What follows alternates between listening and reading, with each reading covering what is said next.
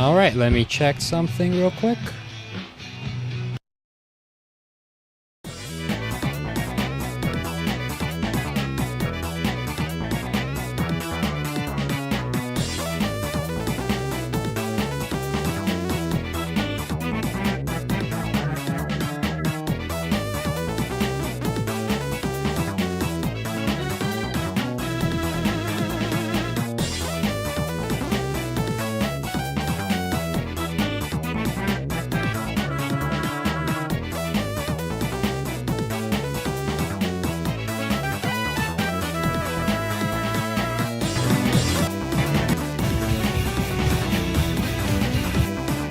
Okay, just gonna check something real quick and then we will start the stream. So just give it a second and we will begin momentarily.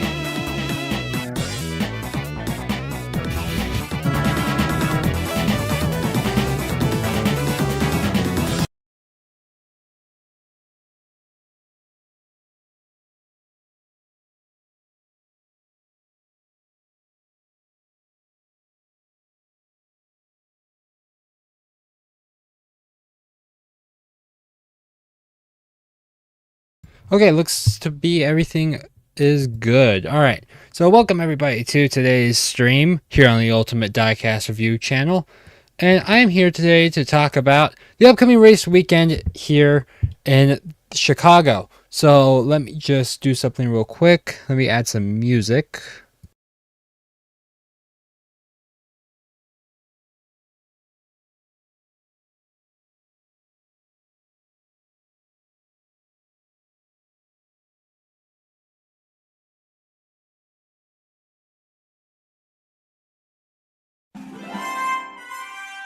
Okay, that should be good. Let me just double check and see that everything's working.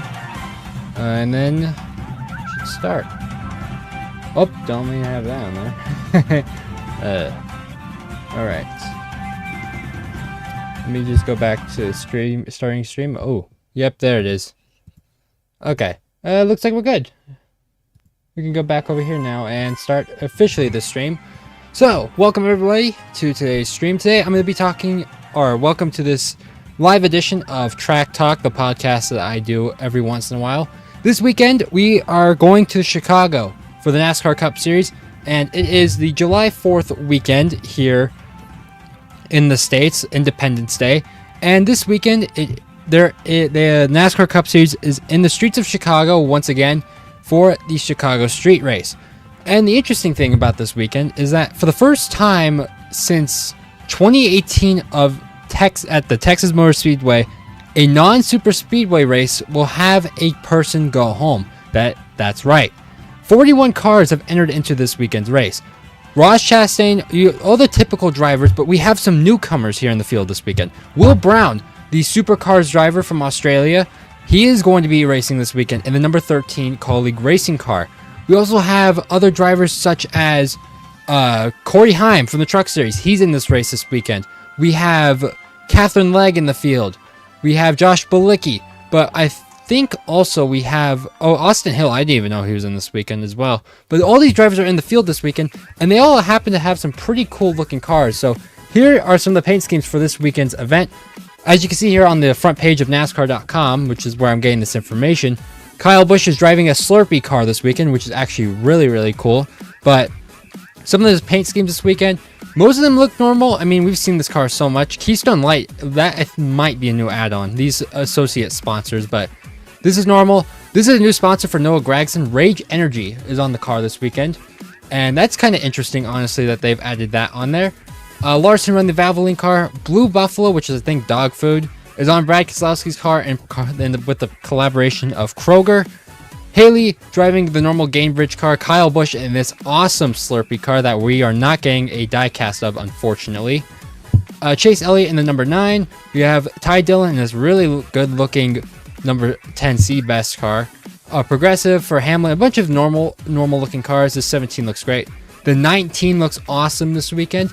Definitely like that car. A bunch of other normal cars.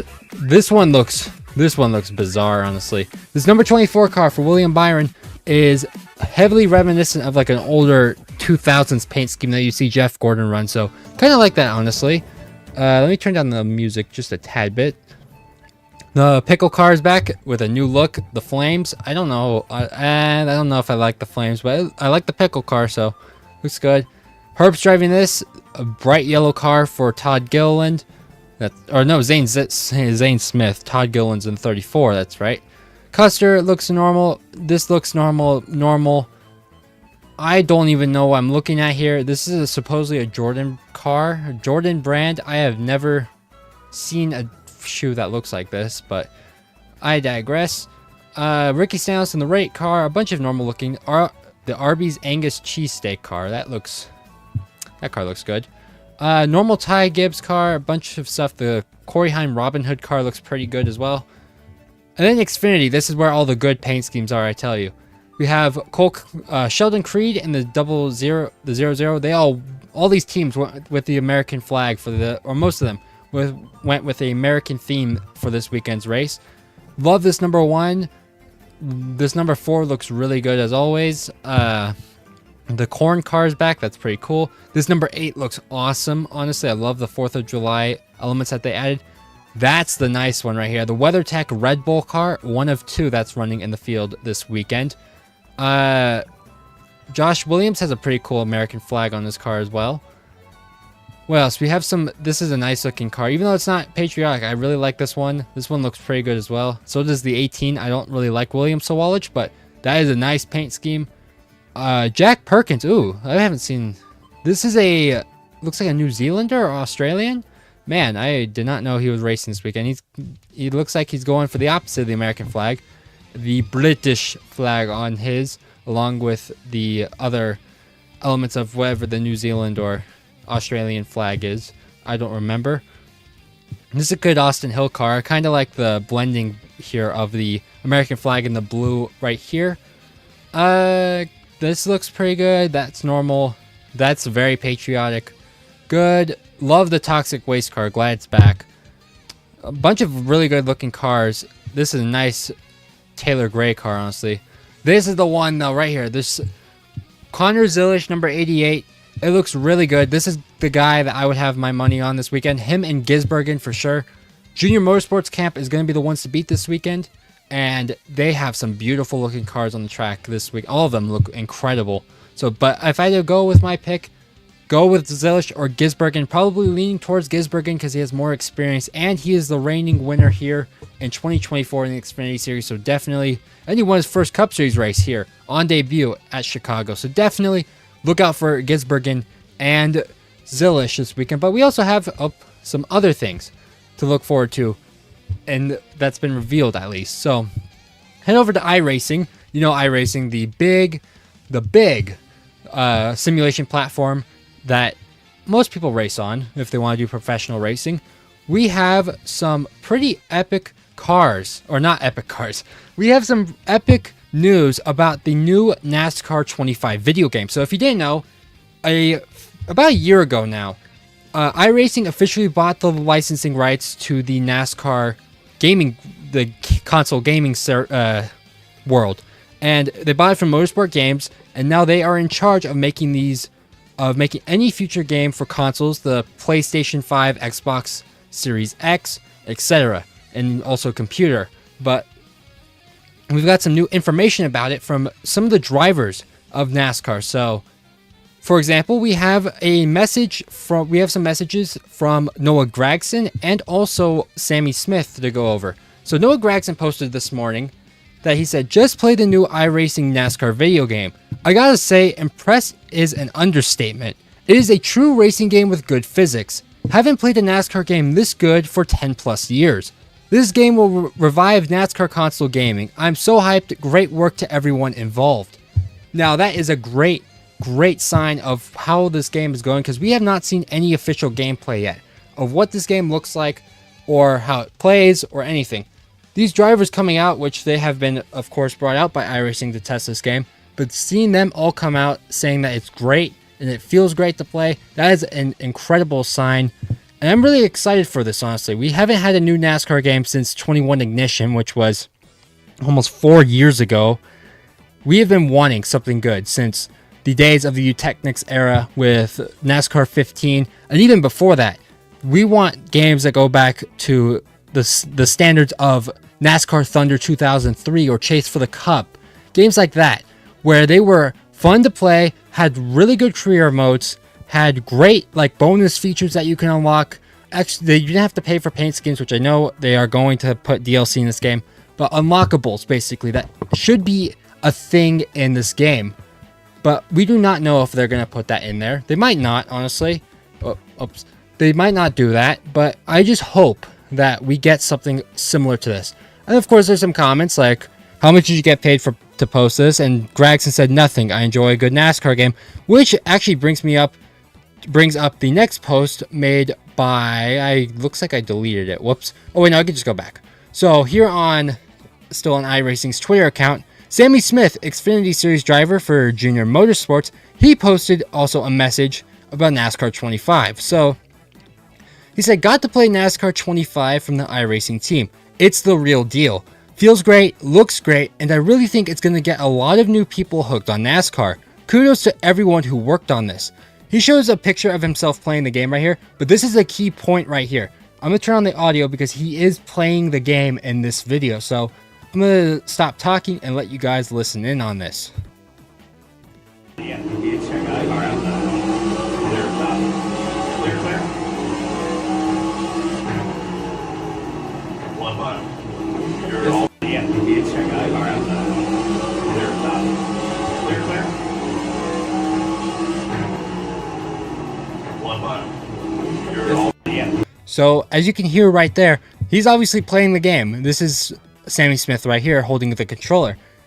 Interesting to note here, you can hear the engine and how it just sounds absolutely incredible. The engine sounds really realistic to what we have in the modern day Cup Series with the next gen.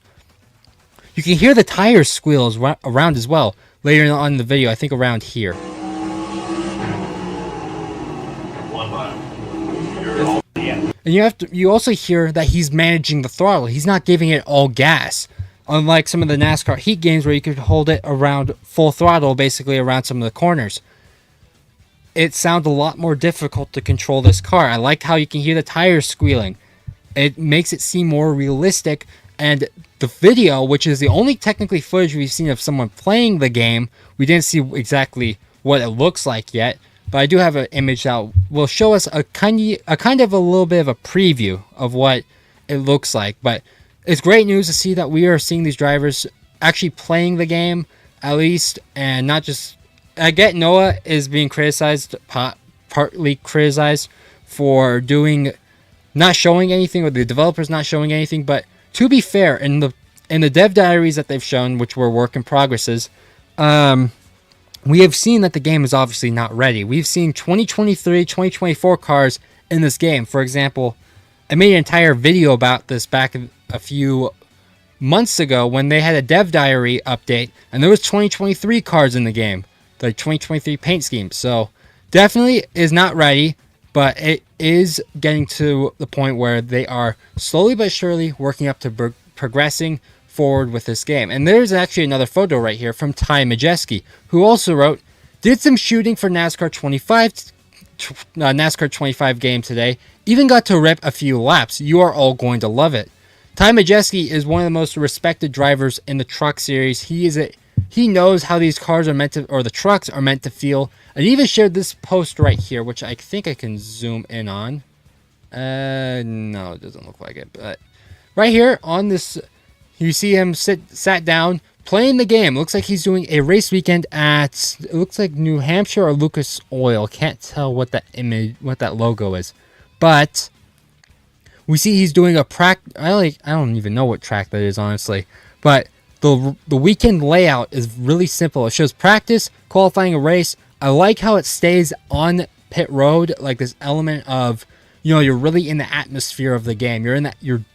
You are pushed into this world, and it looks like we have hour-long practices still down here on the bottom right corner. You probably can adjust that.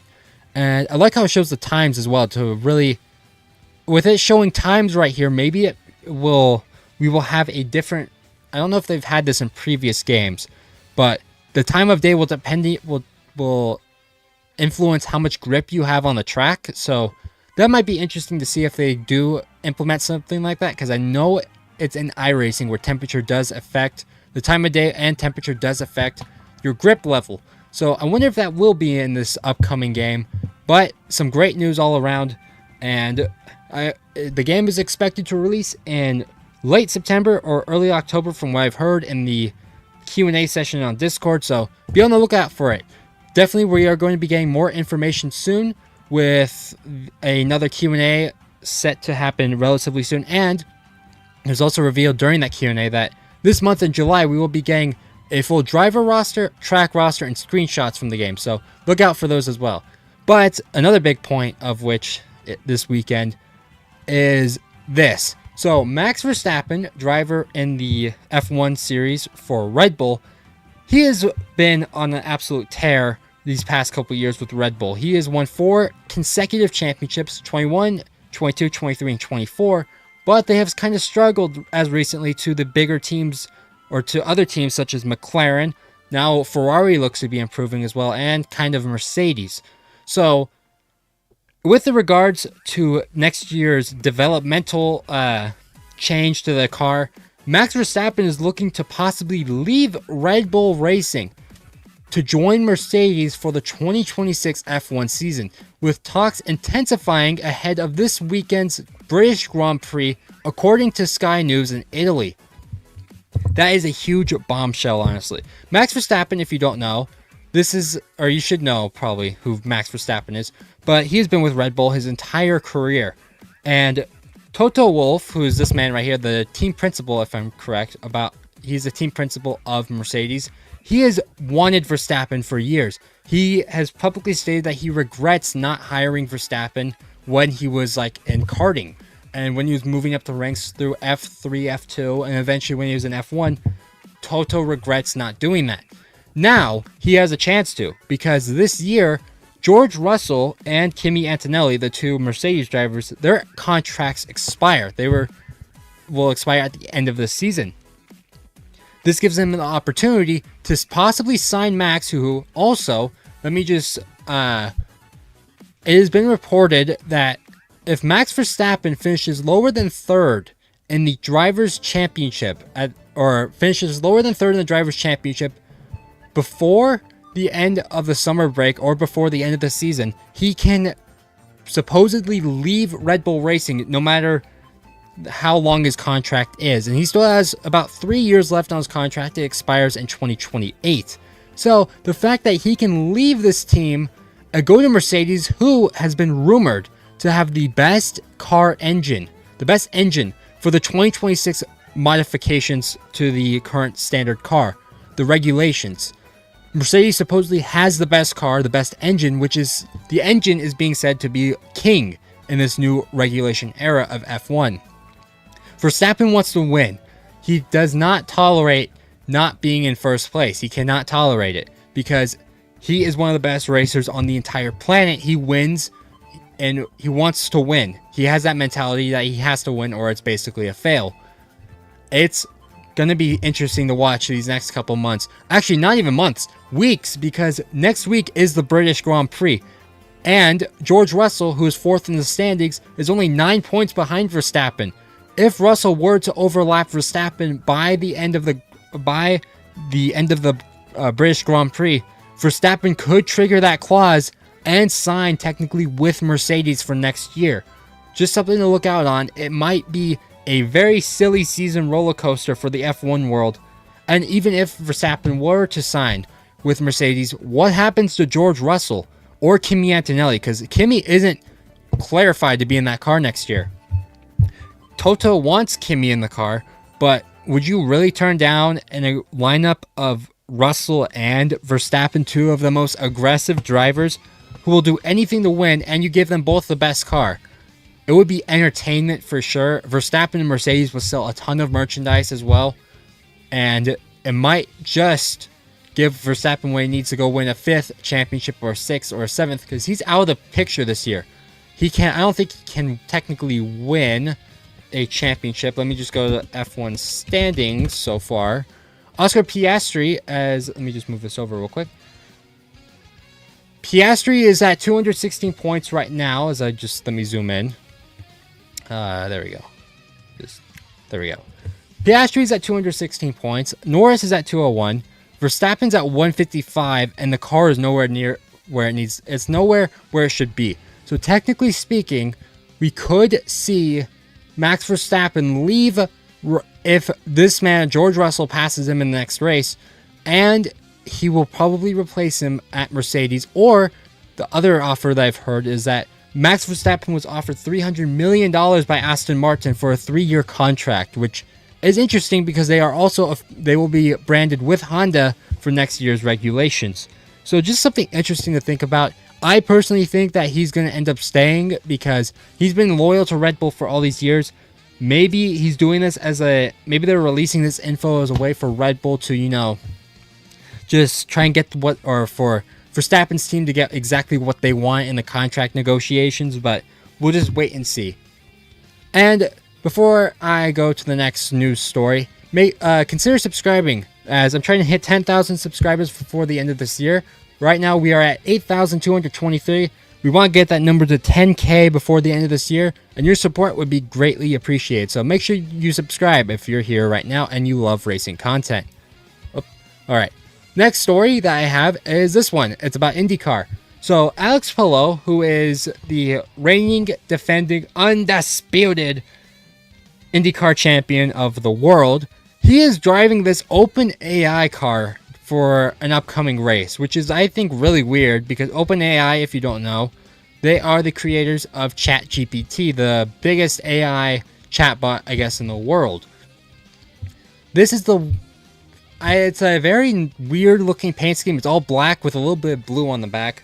I mean, it's sleek, honestly. It looks pretty good, if I give it so myself. They used all the sponsorship room that was available on this car, and people are just saying, making fun of it, saying that the design is very bland. It looks like they used AI to design it because they just put the logo anywhere, and they didn't put any incorporating elements of ChatGPT or anything. And people are saying that they're convinced that Palou wasn't created in an AI lab, but I mean, this is a menacing look, honestly. Having an all-black car, this guy is the dominant beast of IndyCar. Having him in an all-black car definitely is a menacing look. And I think the next race is a road course. So this car will probably be out front and will probably win, knowing how good Palou is. So, let's see. What else do I have? Oh, yeah. Just a little plug right here for the NASCAR Fan Rewards Reddit page. I run this account, or this fan page. If you do any NASCAR Fan Rewards, the free-to-play, or it's not really play, but the free service where you can earn fan rewards points by just watching the sport, join this as I regularly, I cannot speak, I post reminders to do all the fan rewards points so you can get free tickets, merchandise, autograph stuff, anything you want. So make sure to join this if you have Reddit, or just check in every once in a while, because I will be posting a ton on here of reminders of how you can get points so you can get free merchandise from NASCAR. So with that, we're going to move on to our next story, which is the big one. Another big story out of the NASCAR world. Daniel Suarez, driver of the number 99 for Trackhouse Racing, will not be returning at the end of the 2025 season. This is a bombshell story, because Suarez, who was at the team since the beginnings of Pitbull and Justin Marks creating the team, he doesn't have a ride for next year, obviously, with him not returning the Cup Series, and there is nothing really available that's considered the same or better. Suarez is basically stuck now at a crossroads of what he wants to do in his career, and he has two choices, really. Either A, you stay in the Cup Series but take a worse ride, which I guess at this current moment would be, maybe Rickware Racing, which I should probably pull up a story on, because I have something to talk about with Rickware. Or you go down to the Xfinity Series, which in this sense, you go with a top team, such as Junior Motorsports, who will probably have an open seat next year. And people, of course, are saying a bunch of stuff, such as this right here. Welcome to the Cup Series, Connor. And that's there's a specific reason to why he's saying that. But people are saying he's going to struggle or the team's going to struggle next year. When teams are open, we all know who's going to replace him, and we do know, because most of us know, it's going to be Connor Zillish, the 18-year-old prospect in the Xfinity Series. This guy is the future, and he is incredible at anywhere we've gone in the Xfinity Series. So he is a Trackhouse developmental driver. That's where he started. He was signed on to Junior Motorsports for technically a 1-year contract this year. And they made that contract knowing if there was a possibility that they might put him into Cup the next season. With the news bombshell that happened earlier this year, with Justin Marks and Pitbull basically splitting away. Pitbull sold his shares away, and Justin Marks is the only person that runs his team now by himself. Suarez leaving was writing on the wall at that point. We just didn't know when it was going to be announced. It was officially announced, and now Connor Zillish should technically be the candidate to drive either the number 99 or a different number, possibly. He is an absolute beast on the road courses. He's been able to win on the ovals now. It makes perfect sense that this man is going to be the best that's available for the Trackhouse team. I would argue that I don't think he's essentially ready for the Cup Series, because the Cup Series car is way too different than the Xfinity Series car to make a jump. We've seen Ty Gibbs, for example, gone up from the Xfinity Series to the Cup Series with only 1 year of experience, and he hasn't won yet. And granted, he's been close very times, but at certain points he looks like he struggled, especially this season where he's still kind of struggling to find speed. Zillish is now, he's 5th in the overall point standings, and he also missed a race due to a back injury. So he has the talent to go out and win these races. He won that Pocono for his first oval win, and he's constantly finished like 2nd or 3rd or 4th in this last couple races. It's not gonna be easy to make that transition to the Cup Series, but it will be interesting to see if he can actually do this and get up and, possibly, I don't expect him to outrun Chastain, but hopefully keep up with him just enough to where he can, make a statement that he actually does belong to be in the Cup Series. Because we know he's going to perform well at the road courses. He showed that at Coda. He was running top 15 the entire race, and probably would have finished in the top 10 if he wasn't taken out by, conveniently, Suarez. And he's also had he ran the Coke 600, didn't really do well there. Granted, it is a 600-mile race, and that was his first time ever doing it. And his first ever technically proper oval race in the Cup Series. Then he did Atlanta, got 11th place finish, and that was because most of the field wrecked out. However, it is going to be interesting to see if he can really bridge the gap in terms of Cup Series and Xfinity Series. If he can bridge that gap, then he will have a great career. But Trackhouse hasn't been a solid-ish team, honestly, this year. But I don't exactly think that Zillish is really ready. I would give him one more year of experience. Give him 1 more year, and then send him to the Cup Series. But obviously, that's not going to happen now because Suarez isn't returning. But it's going to be interesting to see. So I have another news story actually here, and this comes from the Rickware Racing camp, which is, if you didn't know, Rickware Racing is the slowest team on the entire Cup Series field. Easily, actually. Let me just prove it to you. If you go to the NASCAR Cup Series standings as of this current moment, and looked at who's dead last of the full-time drivers, it's Cody Ware, driver number 51 of the Rickware Racing team. And that was quite obvious because he is not a great race car driver in the slightest. He can do well in the super speedways, but has struggled anywhere else. Looks like the team is going to be sold to a former owner of Spire Motorsports. And that's the interesting thing here. Is that former Cup Series team owner enters agreement to buy Rickware Racing. So TJ Putcher, I'm guessing is how you say that, a former owner of Spire Motorsports, has entered an agreement to purchase Rickware Racing, according to a report by the Associated Press. Oh, I did not mean to click on the ad. I was trying to close this. There we go. So, this guy, TJ, we'll just call him, he became owner in 2018 for $6 million and formed Spire Motorsports when the team Furniture Row Racing shut down. They bought their charter for $6 million, and he sold his share last year to Dan Taurus, and he was a part owner of Spire. He helped create it. And now it's being reported that he wants to create a 3-car team. I think that's in here somewhere. Yeah, he has 2. Rickware Racing has 2 charters. He wants to create a 3-charter team, but one of those charters that he has is being leased to the number 60 car of Ryan Preece at RFK Racing. So, looks like RFK is going to have to do something about this, because this owner wants to build technically a mega team, but now they are going to have to figure out how to do with the number 60 car, what exactly they need to do there. But they're also getting sued by Legacy Motor Club, I think, but I don't know if that's going to continue onward. But the Rickware Racing Rickware has an ultimatum, though, for this new owner, which the owner has agreed to, that Cody Ware has to stay in the car, the number 51, for this sale to go through, and he agreed to that. So Cody Ware is still going to be in this car, unfortunately, and that means that we're going to have probably... He will still be dead last in points, but we'll see if this team can really build something of worth, or if this guy is just running his mouth, honestly. But I think the team will do something well.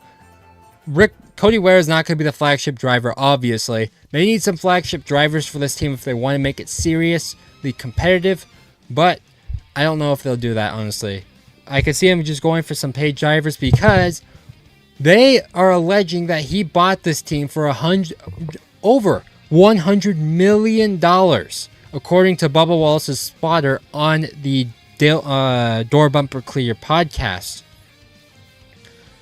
That is honestly insane that he bought it for $100 million, and that doesn't even include, it does include 2 charters, the one that the 51 is using, and also the number 60 charter. But he wants to build 3 cars, a 3-car team. So he needs to buy another charter, which I guess is like $40 million, $20 to $40 million for a charter nowadays.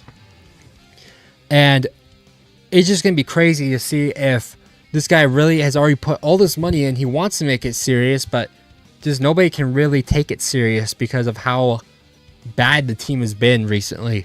They showed promise last year with Justin Haley in the number 51, but that quickly has gone away with Cody Ware coming back. But let's see.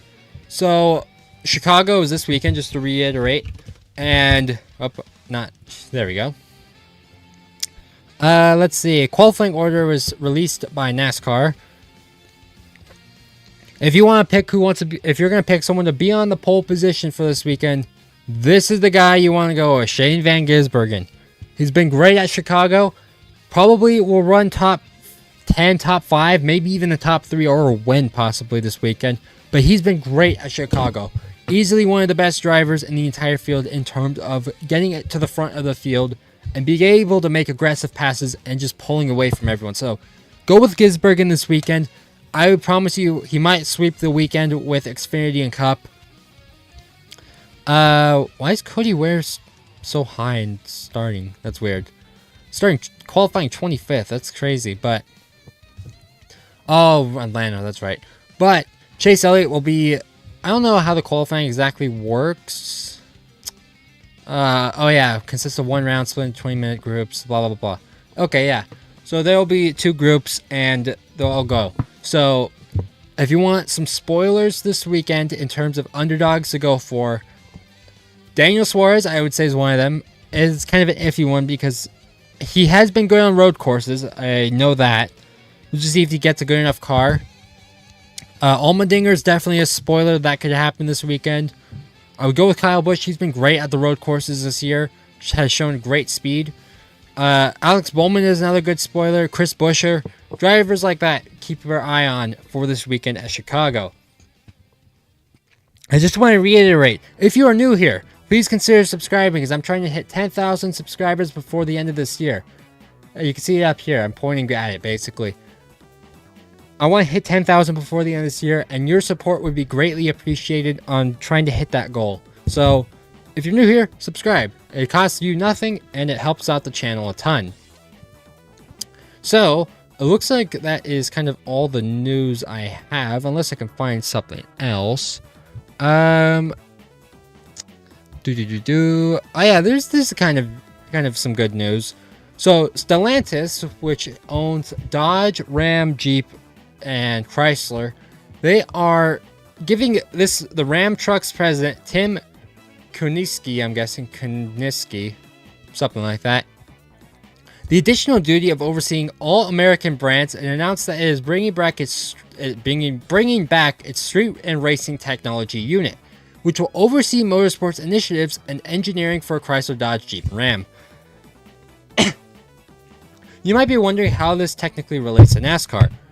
Well, Ram is entering back into the Truck Series in 2025, and this guy has been very prominent about wanting to bring the Cup Series, the Dodge, back into the Cup Series. Now he's fully in charge, technically, of everything with the American brand, including street and racing technology unit. They want to bring back the V8 engines, and I definitely think they will. Just a matter of time to see when we get the Dodge Challenger, Dodge Charger back with the Hellcat engine, probably. And send that thing to the Cup Series, because it will be a beast to handle in that. So, yeah, people are saying this is great news. And we will be seeing, hopefully, and he said in 2026 or 2027 that he wants the Dodge name to be back in the Cup Series in some aspect. So, definitely keep your eye out on that one for the future. I think that is everything to cover for today. Let me see. Yeah, looks like it. I don't think there's any other new news to cover. So, with that, I will officially sign off for the day. Thank you all so much for watching this live stream. If you're new here, make sure to subscribe, as I'm trying to hit 10K, and your support would be greatly appreciated. I'll see you all in the next live stream. Take care.